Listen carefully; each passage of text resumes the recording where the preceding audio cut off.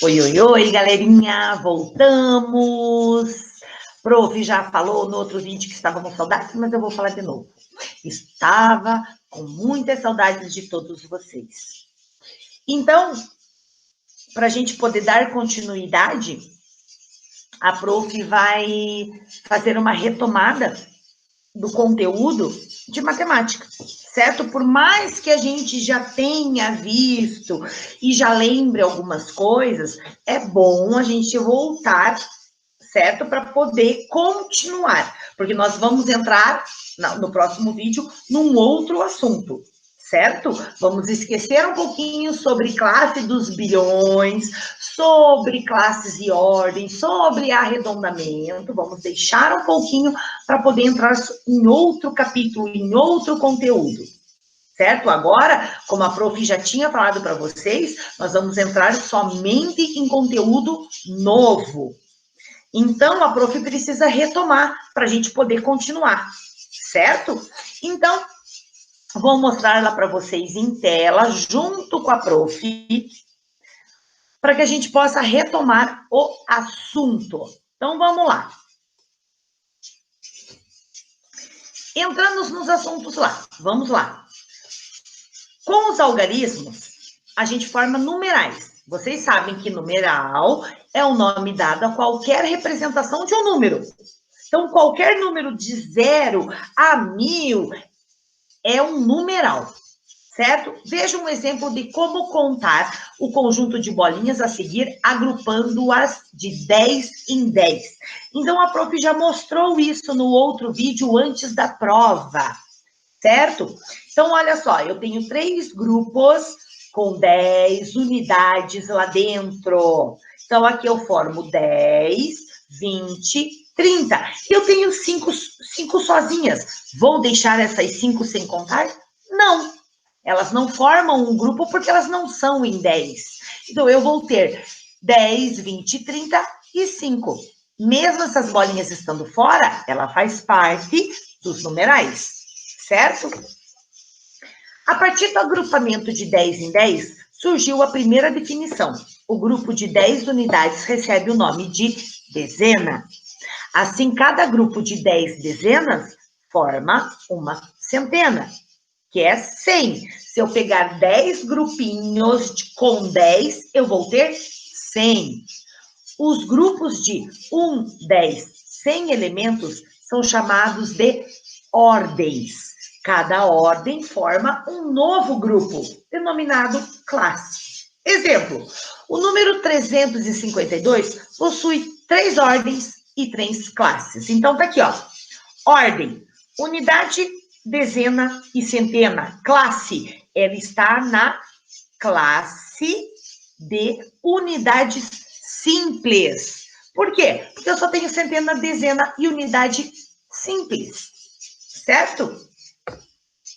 O número 2698 possui 2 classes e 4 ordens. Então, olha lá.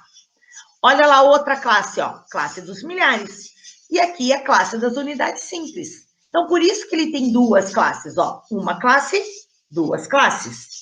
Certo? Por quê? Porque o 2 está na ordem das unidades de milhares. O 6, ordem da centena simples. O 9, ordem da dezena simples. E o 8, unidade unidade das unidades simples, certo? Toda classe tem a ordem da centena, dezena e unidade. A partir daí, fica mais fácil a leitura dos números. Então, olha lá, nós temos as classes, que é a classe dos milhões, milhares, unidades simples. E as ordens, ó, unidade, dezena e centena da unidade simples, unidade, dezena e centena dos milhares, unidade, dezena e centena dos milhões. Certo? Lendo o número fica 2.351, 30 milhões, ó, porque o 30 está aqui na classe dos milhões, ó, 30 milhões, 423.048. E 246 milhões, porque o 246 está aqui, ó, na classe dos milhões, certo? 102 mil, ó, o 102 está aqui na classe dos milhares, e 25 que está aqui na classe das unidades simples, certo? Os números naturais podem ser compostos e decompostos, ou seja, eles podem ser representados de diferentes maneiras. Por exemplo, o número na forma composta de 5.854. Esse é a composta, todos juntos. Já na forma decomposta, ó, o 5 aqui, ele não está na classe dos milhares, então ele está com 5.000. O 8 não está na classe das centena das unidades simples? Está aqui, ó, centena, por isso que ele é 800. O 5 está na dezena das unidades simples. A dezena é 50. E o 4 na unidade das unidades simples. E ele é ele mesmo, porque ele está na unidade. Certo? Observe que as duas formas não mudam os valores deles. Certo? Continua a mesma coisa, ó. 5.000, ó, 8. 800, ó, o 50. E 54. Certo? Veja o número abaixo. Número 423 decomposto. Observe que cada algarismo ocupa uma ordem e cada ordem tem um nome específico. Olha lá. Certo? Ó, o 3 está onde? Na unidade. O 2, na dezena. E o 4, na centena. Certo? Isso vocês já aprenderam, já viram, já sabem fazer. Agora, vamos para o resto das informações. O 0 é um número muito importante, pois uma das funções é marcar a posição da casa vazia, certo? Olha o exemplo, o número 13.401. Olha lá, o 0 está aqui. Eu vou deixar sem marcar o número 0 lá? Não, certo? O 0 vai estar na posição da dezena, porque eu não posso deixar nenhuma casa vazia. Na frente desse número, eu posso, mas para trás do número, não posso deixar casa vazia. Olha lá, o 0 não pode deixar de ser escrito. E, se isso acontecer, o número formado será outro. Sim, daí será 13.041. Fica estranho, certo? No caso desse número, o 0 marca que a ordem da dezena está vazia. Para compor e decompor um número, devemos observar as ordens. O número acima seria assim decomposto. Ó. Uma dezena de milhar, está aqui. 3 unidades de milhar, está aqui. 4 centenas, 0 dezenas e 1 unidade. Outra representação possível da decomposição é 10.000, está aqui, né? Por causa do número 1, que está na dezena de milhar. Uma dezena de milhar é 10.000. 3.000, por quê? Porque o 3.000 está na unidade de milhar. Por isso que ele é 3.000. O 400, por quê? Porque ele está na centena da unidade simples. O 0 aqui, para decompor desta forma, eu não entro. Ele não entra o 0 aqui. Certo? Porque eu estou já decompondo ele. Se eu sei que ele está, aqui está centena e aqui está unidade, eu já sei que a dezena é 0. Mas eu posso colocar mais 0 dezenas? Posso. Se eu quiser, eu posso. Certo? E, por último, mais uma unidade. Então, eu tenho duas formas para decompor este número. Agora, o arredondamento. Muitas situações do nosso dia a dia, envolvendo valores destinados à contagem, por exemplo, dinheiro, a gente tem que contar, certo? Às vezes, metros, a gente tem que contar quantos metros, quantos litros, mas não vamos entrar no decimal ainda, porque a gente ainda não teve aulas sobre números decimais. Vamos colocar aqui destinados a contagens, como a gente tem na apostila, muitos gráficos com contagem de países, né? Quantas pessoas, quantos habitantes tem naquela região. Vamos ir por aí. Então, esses números, vocês sabem que é sempre números com vários números. Nunca é um número certo, terminado em tudo 0, certo? Então, vamos lá. Essas contagens podem ser facilitadas utilizando o arredondamento. Por exemplo, Na informação do resultado de uma pesquisa sobre o valor das importações, a quantia de 89 bilhões 862 milhões 145 mil e 65 pode ser repassado como 90 milhões, sem comprometer o valor exato, utilizando o arredondamento. Facilitamos a compreensão das informações. O arredondamento também é muito prático nas situações envolvendo inúmeros valores, pois facilita a estimativa de quantidade. Então, o arredondamento, ele é uma estimativa. Eu vou estimar aquele valor, eu vou aproximar aquele valor, tanto para mais como para menos, sem mexer no valor original dele, certo? Então, olha só, arredondamento de números inteiros.